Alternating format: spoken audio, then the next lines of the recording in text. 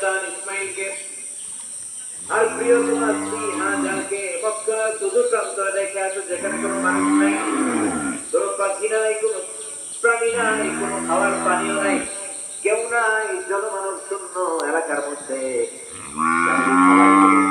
ইসমাইলকেও রেখে আসো, হাজারকেও রেখে আসো। কোনো টুট শব্দ করলেন না, ইব্রাহিম কিছু জিজ্ঞেস করলেন না, বলার সাথে সাথে স্ত্রী আর কলিজার টুকরা বাচ্চাটারে মক্কা সুদূর প্রান্তরে রেখে দিয়ে আসো। এই পরীক্ষায়ও কথা বলেন, এই পরীক্ষায়ও আমাদেরকে যদি আল্লাহ বলে যাও তোমার সন্তান তোমার স্ত্রীকে রেখে আসো সাহারা মরুভূমিতে, পারবেন?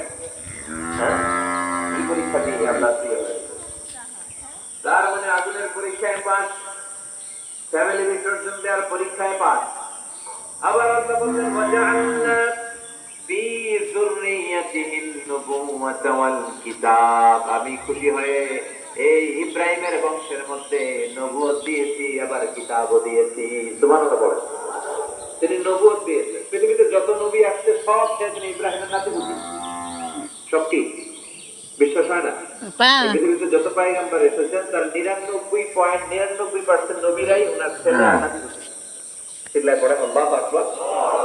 এজন্য ওনারে বলা হয় আবুল আম্বিয়া, সব